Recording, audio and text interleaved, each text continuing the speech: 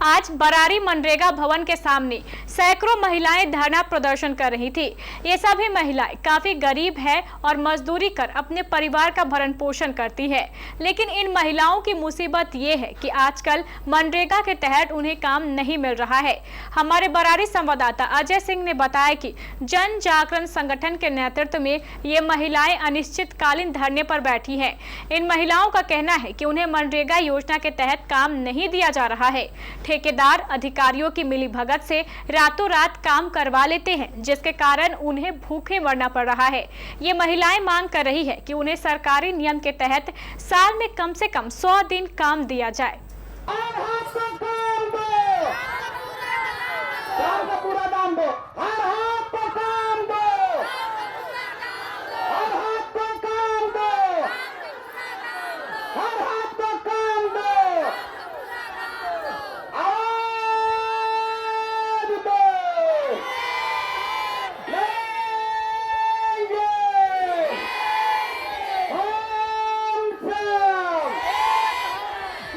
इसलिए कि PTO PRS लोग हम लोग का बात नहीं सुनता है। हम लोग काम का आवेदन देते हैं, लिख के सारा महिला को बुला के काम का आवेदन लिख के देते हैं।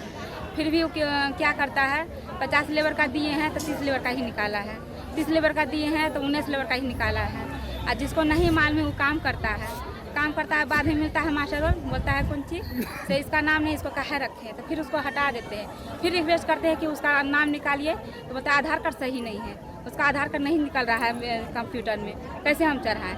कभी कुछ बोलता है। चोरी से काम करा लेता है, हम लोग को जीबीसी चलाता है और हम लोग का काम नहीं देता है। जेसीबी से काम करा लेता है। हाँ, चोरी से काम करा लेता है। हम लोग लिख के काम मांगते हैं, हम लोग काम जल्दी नहीं देता है। कभी यहाँ भेजता है, कभी वहाँ भेजता है। जहाँ भेजता है वहाँ जाते हैं तो मिट्टी ही नहीं है, तो मिट्टी वाला फिर बोलता है कि इसे यहाँ नहीं काटिए, वहाँ नहीं काटिए। फिर भी हम लोग। आपका नाम? मेरा नाम नीला देवी हुआ। कहाँ से हैं आप? कटिहार जिला से, चितौरिया पंचायत से। निश्चितकालीन धरना पे आप लोग बैठी हुई है, इतनी सारे महिलाएं हैं, आप लोग का क्या मांग है? हमारी जो मांगे हैं कि हम पिछले 8 दिसंबर से हम लोग 25 दिसंबर से काम पे लगे, तो उसका पैसा भुगतान करने के लिए बोल रहे हैं कि पीओ साहब या पीआरएस को कि आप भुगतान कर दीजिए।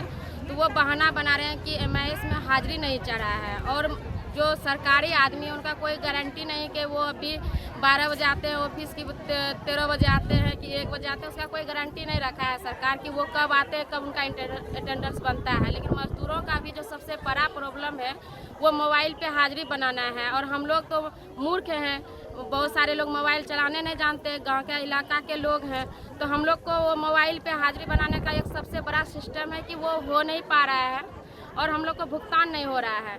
दूसरा चीज़ है कि हम लोग संगठित मजदूर हैं, तो हम लोग लिख के आवेदन देते हैं कि हम 100 आदमी का आवेदन देते हैं, क्योंकि हम हर पल उनके साथ रहते हैं। उनको लगता है कि मेरा काम मिलेगा इस बार, लेकिन जब ऑफिस में मेरा काम के लिए आवेदन मिलता है, देते हैं पीओ को, तो उससे हमको आधा मजदूरों का काम मिलता है। जेसीबी का क्या मुद्दा है? मेरे इधर जो जेसीबी का होता है कि वो रातों रात काम हो जाता है। जो मजदूर हम काम मांगते हैं उसमें 40 लोग का काम मिलता है, लेकिन जहाँ पे जेसीबी का काम होता है वहाँ लगातार लोग रात में काम करते हैं, उसका कब हाजिरी बनता है हमको पता नहीं चल रहा है। तो हम लोग ये भी समझना चाहते हैं इतना लोग के सामने, क्योंकि हम सब मजदूर हैं, एक बार हम लोग समझ लें कि वो जेसीबी का कैसे अटेंडेंस बन रहा है और हम मजदूरों को क्यों नहीं बन रहा है। आपका परिचय?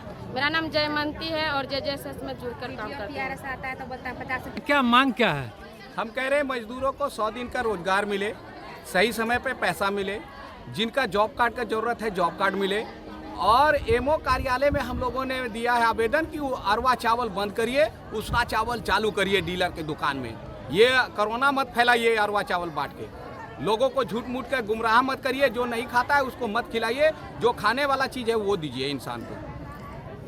जेसीबी का क्या मुद्दा था आपका? जेसीबी का मुद्दा है कि ये रात भर में ये पूरा दलालों का ठेका रखा है यहाँ पीओ साहब, और दलाल को दे करके ये 2200 पंचायत में दलालों को घुरवाता है और जेसीबी से रात में नरेगा चलाता है। तो क्या जॉब कार्ड क्या जेसीबी के नाम से बना है?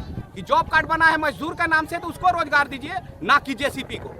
आपका परिचय? मेरा नाम जितेंद्र पासवान है, हम जन जागरण शक्ति संगठन का संयुक्त सचिव है।